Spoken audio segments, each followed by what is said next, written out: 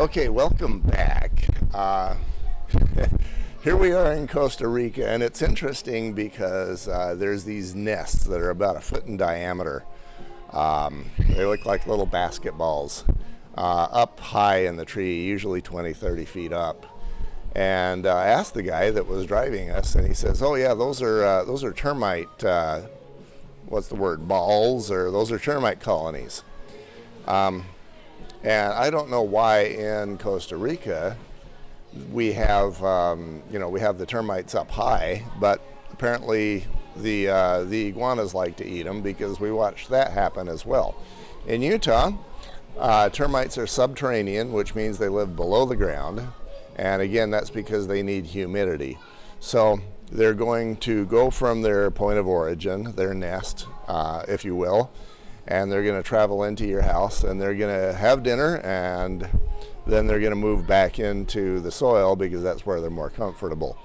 Subterranean termites don't actually live in the house. Other varieties of termites will live in the house. And so if you have areas like this, or Florida, or Texas, California, Hawaii, you've got to build the homes differently and treat the homes differently. In Utah, we do definitely have termites. I've seen more termite evidence than I care to remember.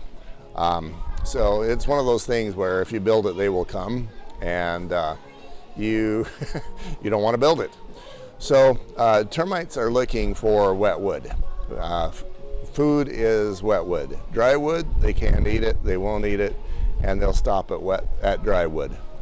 If they feel like, if they've found that there's dinner around the corner, they'll build what's called a mud tube and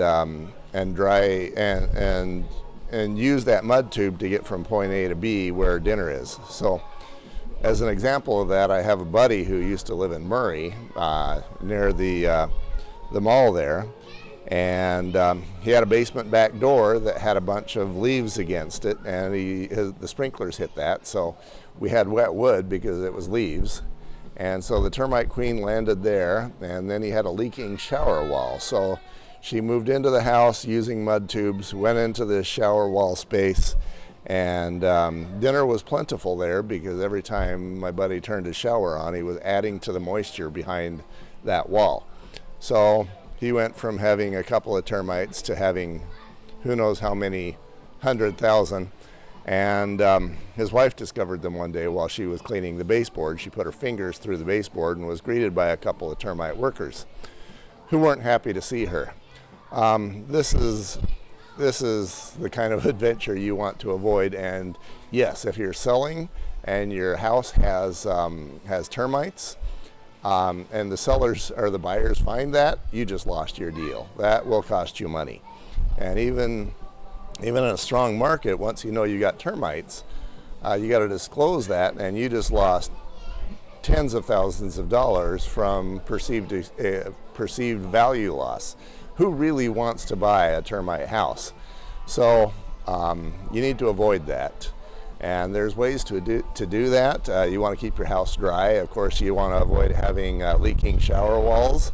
I was in a home just the other day where it was also in the shower, and they had a window in the shower surround, and it leaked. And so it leaked down into the wall behind, and no surprise, we had water down there and termites. You'll want to look for the termite mud tubes. Those will help. But there's another home I did in Northeast Orem where it was a brand new home, or it was only a few years old. But all of that area used to be orchard, and then it turned into WordPerfect, and then it turned into high tech. But all of that area has a higher termite rate than it should because of all the orchard roots that used to be there. Like I say, this is real. You're getting real sounds and vision and video from termite place, from tourist place. So basically a termite is fairly predictable. They're looking for food and shelter. And like I say, the food is the wet wood.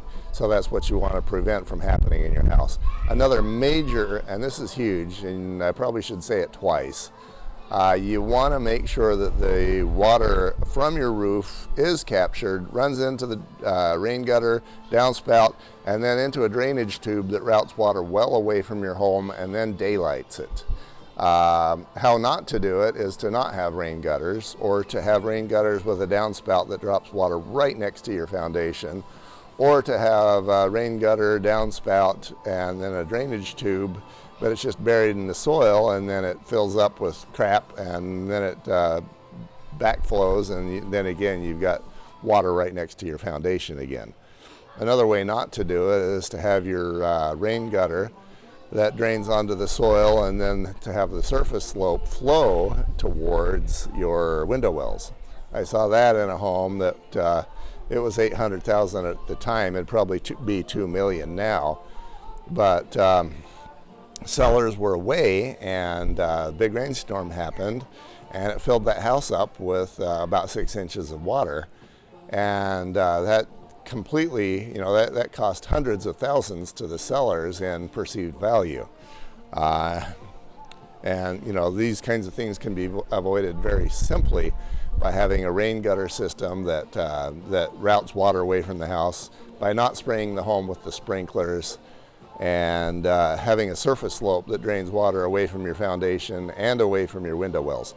Very simple stuff, but if you don't know it or you don't do it, then cost of an education could be thousands or tens of thousands, and sometimes hundreds of thousands. You don't need that. You want the deal to go smoothly. You don't need them to find termites or other water-related items, mold, for example. So avoid that, and then you'll have the money to do vacations like this one. It is pretty awesome here in Costa Rica. Stuff you gotta know before you go selling your house. I'm the home medic.